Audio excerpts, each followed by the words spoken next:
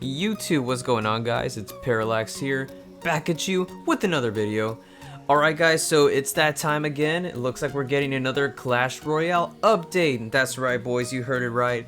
This new update is some balance changes actually, and they're coming on May 18th, so mark your calendars, boys. Let's get ready. I'm gonna jump right into a quick 3-0 replay while we discuss the new changes.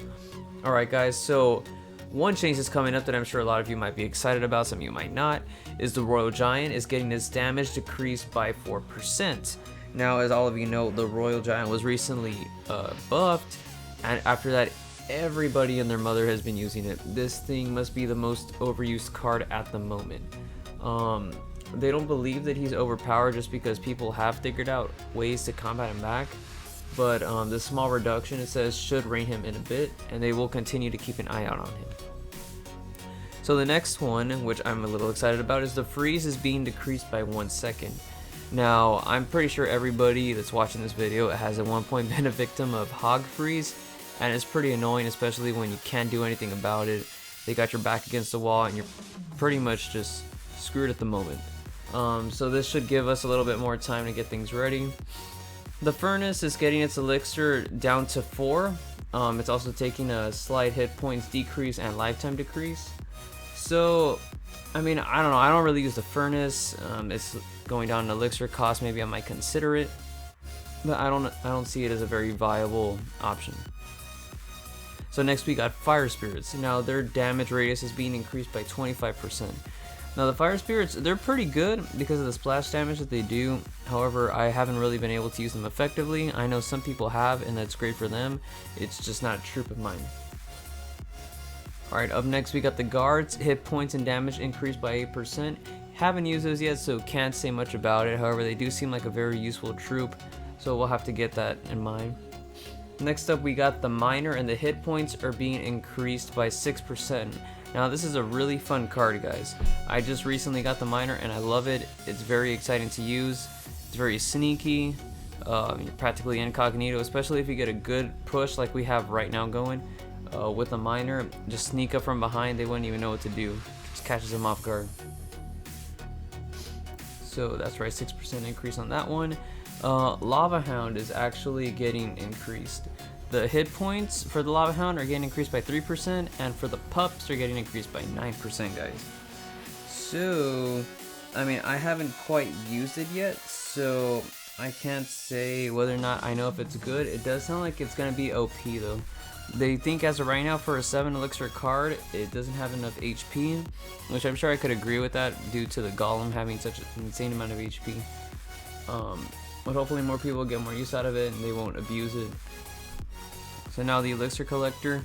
This one I'm not too crazy about, guys. The hit points are being decreased by 9%. So what they stated on here was that the elixir collector is becoming too much of a compulsory choice. And that its use rate is extremely high at the top. So, I mean, a lot of people use it just because they like to get good pushes going, not because of the amount of elixir it has to use as some type of defensive building. They see it as a way that we're trying to use it as defense. I know before I would use it as defense, but after that huge hit points decrease, I didn't really use it as much anymore. It wasn't that good. So the fact that they're decreasing this, I'm not too excited about that.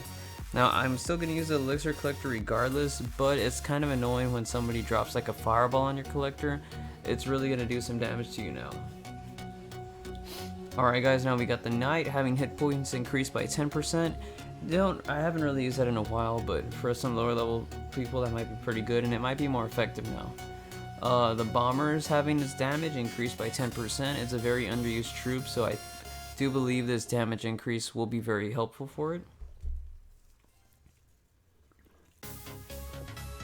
Alright, one that I'm not too excited about, the Cannon is having its hit points decreased by 5%. Now, as you know, it only lasts 30 seconds, it gets taken out really fast, so this might be a little bit annoying, especially with Hog Freeze, but we'll see. Tesla's having its HP increased by 5%. Now, I don't really see people using it after the nerf, so hopefully this will get people back into it again, a little more excited about the Tesla. We also have the Golem and the Golemite, what appears after the Golem breaks up. It's going to have its hit points increased by 5%. Looks like the witch is gonna have its damage increased by 10%, which will be pretty cool. I might start using the witch again. Very effective crew. Now everything involving a skeleton, this affects the tombstone, the skeleton army, the witch, and skeletons are having their hit points and damage increased by 5%. I think this is a very good and a very smart and effective increase. So I think that's going to be very effective. The tombstone itself, not the skeletons, but just the tombstone, is having its hit points increased by 10%, which is great because, as you all know, it does die extremely fast. So that should be pretty cool, guys. And last but not least, there's going to be a card upgrade XP. It's going to be fixed for epic and legendary cards. It states XP gained for upgrading epic and legendary cards will be in line with the equivalent levels of common and rare cards. So they're just trying to balance that out a little bit. And as you can see, guys, this is all pretty much just a balanced update. There's nothing major coming to it. They're just trying to get all the troops more in line, trying to make sure nothing's too overpowered, make sure nothing is too underpowered. I like what they're going with it. I think they're showing the game a lot of love, a lot of support, which is always great from a developer.